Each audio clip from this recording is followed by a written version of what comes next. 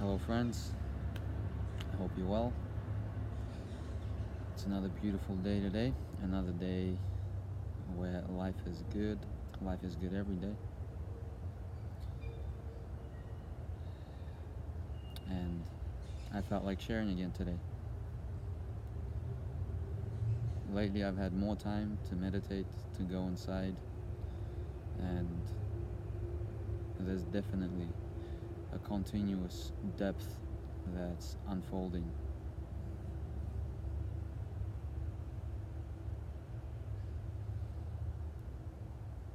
And one of the things that became more clear, this very impulse to share through these videos, where is it actually coming from, and what's the purpose of it? There are many teachers and spiritual masters that say that they're enlightened, fully enlightened, awakened, and even if they are, that being has their own perspective that they can give to others that are perhaps only starting the journey. And in this body, consciousness is in a phase where it is only just beginning.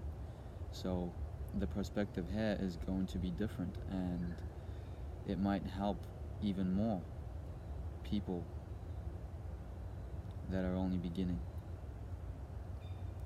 And if I look back at my life, somehow everything that needed to be shown me was shown when I was ready, whether it was from a teacher or just some random thing that happened in my life. Really, when we're ready for a new piece of information or a new depth to unfold, it will come. It will come and it will find you.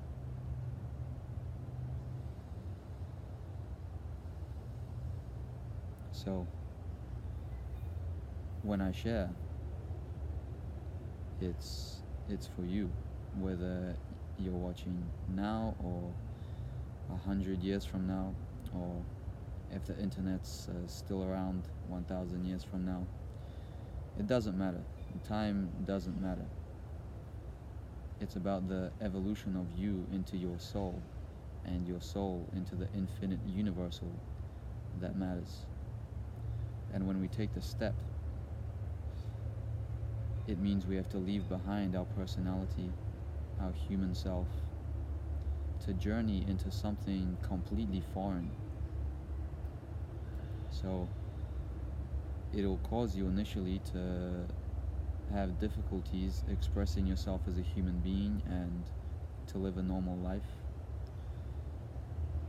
But honestly speaking, when your consciousness awakens to deeper states of itself, you're no longer able to live a normal life anyway. You're in a different world, and it becomes obvious that that world is the real world. That world is the world where you are being held eternally, and you are recognizing who and what you are eternally. So you go from this world of randomness, human chaos, into the world that we're all supposed to go into. The reason this world can be painful is not some there are many theories and stuff where there's people sitting in high positions trying to corrupt the world, trying to cause war. If we're looking at what's on the news, everybody's saying, all the spiritual people are saying, nothing but pain on the news and all that stuff. People are generally very unconscious. And all that shows is that, if you look at someone, for example, that's sitting around watching TV all day and enjoys watching those zombie movies or whatever those TV shows are, all the violence.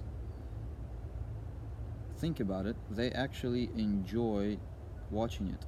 They still enjoy that thrill. Just like an animal, an ape, feels very good about itself one day and goes on some sort of a rampage through the jungles, through the wilderness. That's what the humans here are. Everybody is just wild. And actually, the way the human life is set up works to keep people in some sort of a sane environment. This is what I'm seeing lately. So, the world is painful for a reason, and that reason is to turn back inside where something much more special is waiting. So that's that. How do we get there? Obviously through sitting with ourselves. That's what the whole word meditation is for. Commonly, when people talking about meditation, there's all these techniques, meditation techniques, as if to reach enlightenment, or for example, observing thoughts, observing your mind seems to be one of the more common ones, one of the more preached ones. So if we actually take a look at what's happening there, the mind, which is usually experiencing its identity in relation to the outer world, has an idea of what or who it is in relation to only the outer world, not in relation to itself. Rather than interacting with the environment, now it's just interacting with its thoughts. So it's a little bit different, but it's the same unconscious mind doing. So it's important to understand that consciousness has the potential to awaken a part of it, a dimension of itself that is not doing anything at all.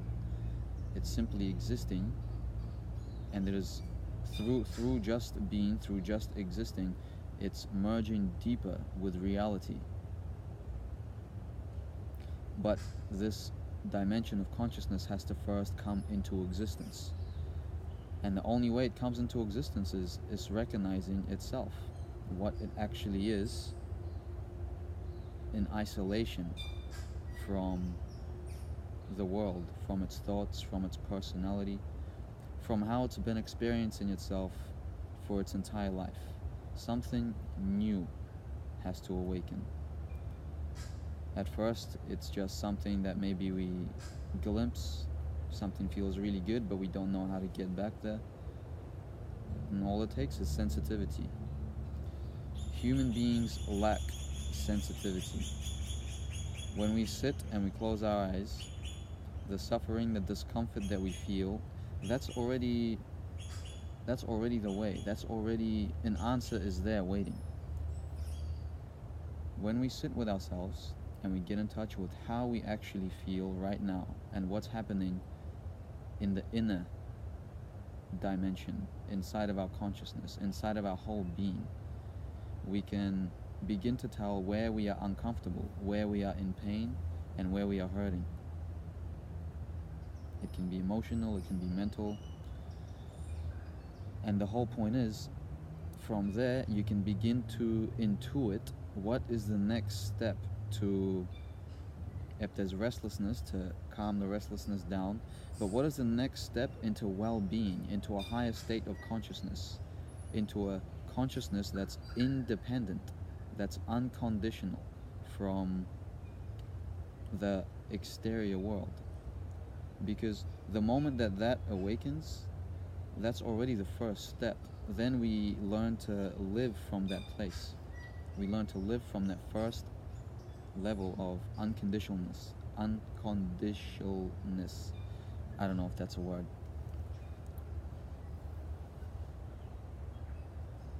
And that's all it is. It is an energy in consciousness that is recognizing its very own self. All techniques is just from the mind. We are just reinforcing that mind that we have been our whole entire life, which is in fact the very thing that's standing in the way of recognizing our higher self.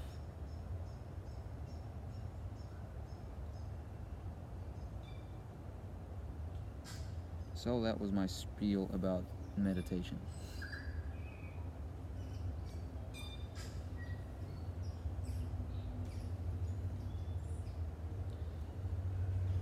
You see, when people talk about meditation, really, it's very rare that someone actually knows the truth behind it. You can search those experiments where monks or teachers hook themselves up to I think it's called the EMFs, where they're measuring their brain waves, their brain frequencies. So you have your delta in deep sleep, I believe it's delta. Dreamless sleep is delta. When you're dreaming, there's still more active brain waves, whether it's theta or those ones. So anyway, so think of it like this. A scientist is measuring the brain waves of someone that arrives at this delta state, which we all experience in deep dreamless sleep. Do you remember deep dreamless sleep? No, nobody remembers deep dreamless sleep. But these monks, teachers, they can get into those brainwaves while being awake. What does that mean? It means that they know themselves on that level.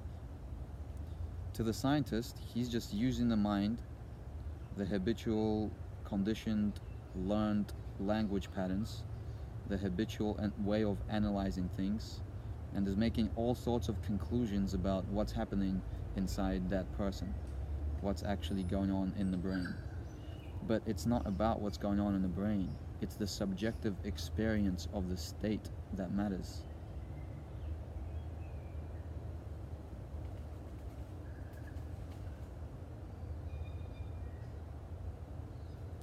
Who or what you become in that state. From a person observing it, it's that observer recognizing something. It's the mind recognizing something. But from the person inside that state, you are not here. You are connected to a dimension in consciousness that is not of this world. This world is of it.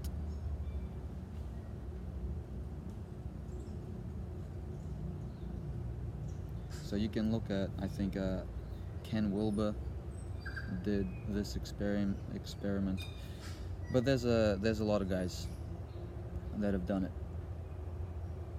So it's something interesting to look at.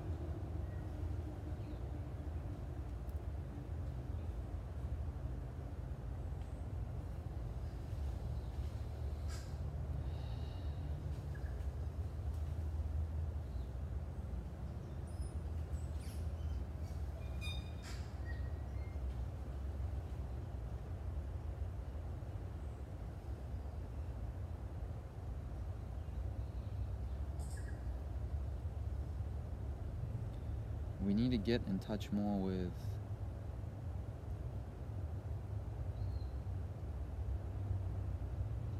our very being. Not what it feels like to be somebody in the world, but what it feels like to be yourself right now. Need to get in touch with the stomach, because in the body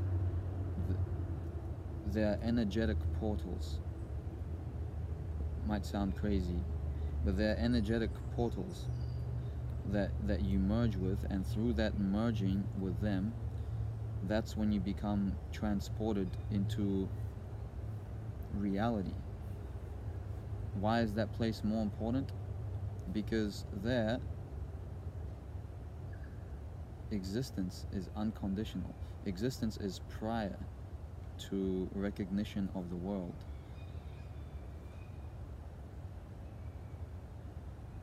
I'm getting eaten by mosquitoes.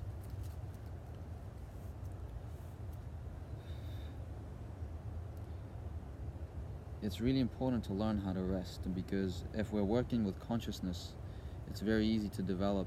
I have big problems with this myself. Too much energy in the head, so you start to feel almost like it can get uncomfortable. So you connect with your stomach. As you exhale, it's as if you're ready to die. You die inside, and your energy will drop. It literally drops from your head into a different place.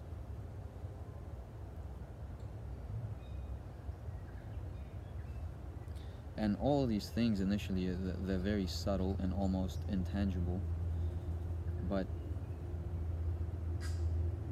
they grow in their strength, and eventually they get strong enough where it becomes obvious that that is what you are. And from the experience of yourself, your unconditional self, the next step to a higher well-being, to a deeper state with more peace, with more rest, because there's nothing but rest there. The next level of that state can be intuited. It's as if you know which direction to let go.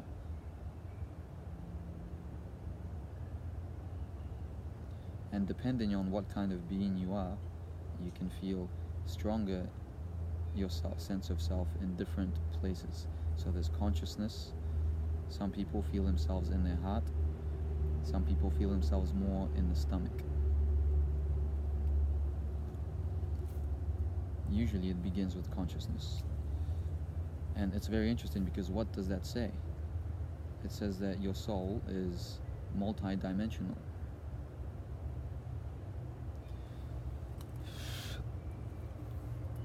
You can exist here, and at the same time you can exist here. And through those places within yourself, they're not within yourself, they are yourself. They are within yourself from the perspective of the mind that's trying to observe something.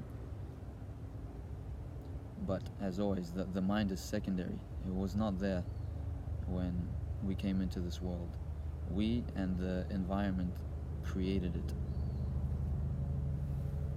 It came second, but it lives as if it is the king, as if it's the ruler, as if it knows anything, as if it knows everything.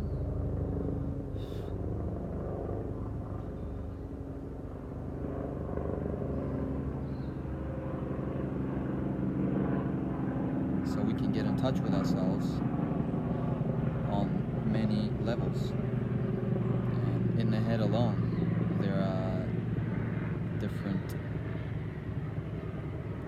states. We connect with the universal consciousness through the back of the head. We connect to ourself in the world, and to the one that is behind thoughts in the frontal lobe.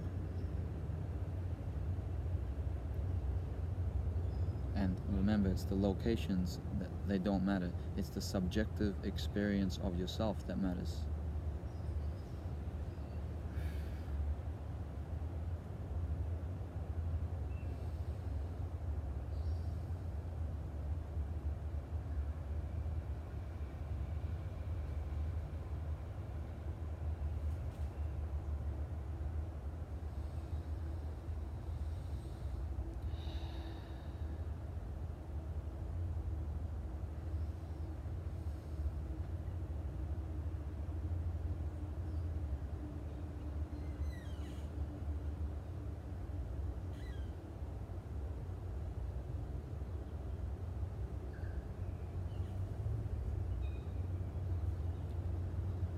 So, as I keep growing, as I keep finding things out, I will continue to share.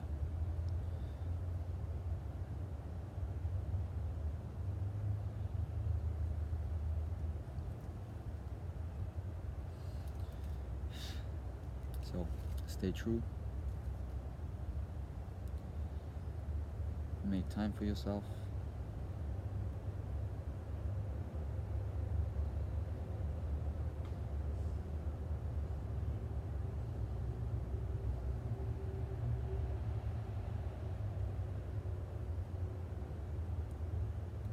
If we look at different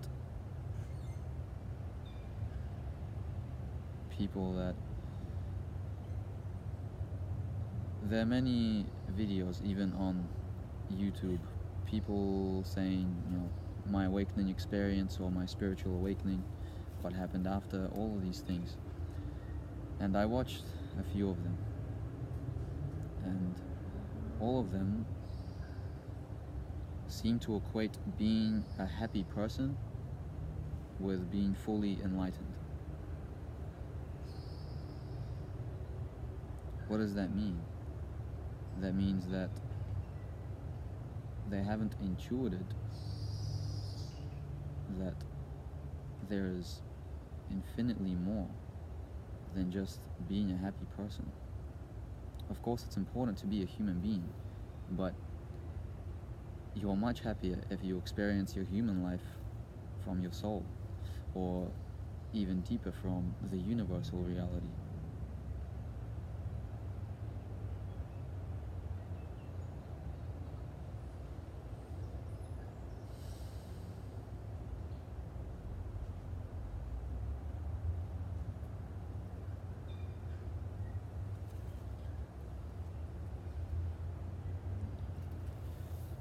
Have a good day, and until next time.